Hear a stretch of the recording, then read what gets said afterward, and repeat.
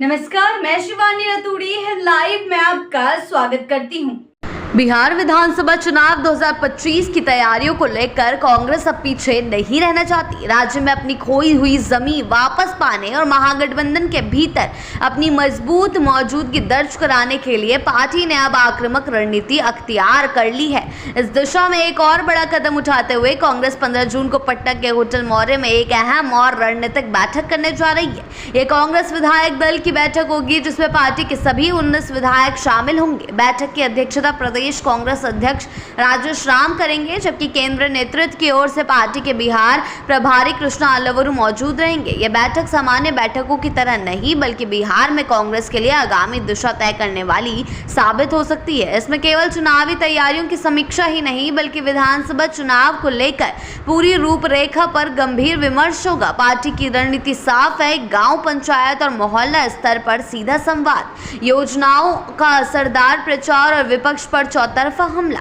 सबसे ज्यादा फोकस जिस पहलू पर किया जाएगा वह है कांग्रेस की माई बहन मान योजना। यह योजना महिलाओं को केंद्र में रखकर तैयार की गई है, जिसके तहत सरकार बनने पर राज्य की महिलाओं को हर महीने 2500 रुपए की आर्थिक सहायता दी जाएगी। इस योजना का ऐलान कांग्रेस ने पिछले महीने ही किया था और अब पार्टी इसे जन जन तक पहुंचाने की रणनीति पर काम कर रही है। बैठक में तय किया जाएगा कि इस योजना का प्रचार सिर्फ पोस्टर बैनर तक सीमित नहीं रहेगा बल्कि प्रत्येक विधायक को जिम्मेदारी दी जाएगी कि वे अपने क्षेत्र में 40 से 50 हजार महिलाओं का नाम इस योजना के तहत रजिस्टर कराएं। इसके लिए डोर टू डोर संपर्क, महिला सम्मेलन, चौपाल और सोशल मीडिया के जरिए व्यापक अभियान चलाया जाएगा।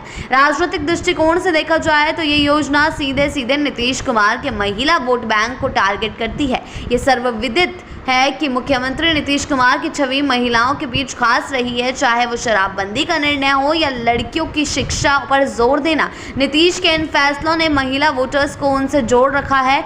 आंकड़ों की बात करें तो राज्य में महिला मतदाता की संख्या लगभग 48% है, यानी यह वर्ग निर्णायक भूमिका निभा सकता है। इसलिए कांग्रेस और राजद दोनों इस बार महिला मतदाताओं को केंद्र में रखकर रणनीति बना रहे हैं। हालांकि दोनों दलों ने माई बहन मान योजना की घोषणा अलग अलग की है, लेकिन मकसद एक है, महिला वोट बैंक को अपने पाले में लाना। कांग्रेस मानती है कि महाराष्ट्र, झारखंड और मध्य प्रदेश है जैसे राज्यों में इसी तरह की योजनाओं ने सत्तारूढ़ दलों को बड़ा फायदा हुआ है। बिहार में भी कांग्रेस उसी फॉर्मूले को अपनाने जा रही है, मगर बिहार के सियासी मैदान में यह मुकाबला कई ज्यादा तीखा और बहुपर्यायी हुआ है। इस बार कांग्रेस सिर्फ गठबंधन का हिस्सा बनकर नहीं रहना चाहती बल्कि बिहार में अपनी स्वतंत्र राजनीतिक पहचान को भी मजबूती देना चाहती है। यही वजह है कि राहुल गांधी की सक्रियता इस चुनावी वर्ष में बेहद उल्लेखनीय रही है। जी हाँ, बताते चले, कुल मिलाकर कांग्रेस ने बिहार में कमर कस ली है और रणनीतिक बैठकों से लेकर जमीनी प्रचार तक हर स्तर पर पार्टी एक्टिव है। गठबंधन के भीतर सहयोग के साथ साथ अपनी पहचान भी स्थापित करने का प्रयास है। माई बहन मान योजना सिर्फ एक घोषणा नहीं बल्कि कांग्रेस की वापसी का रोड मैप है। देखना यह रहेगा कि इस सामाजिक सियासी दाव का कितना असर पड़ता है और क्या कांग्रेस वाकई महिला वोट बैंक में सेंध लगाने में कामयाब होती है या नहीं। लेकिन इतना तय है कि कांग्रेस इस बार बिहार की राजनीति में साइलेंट प्लेयर नहीं रहने वाली।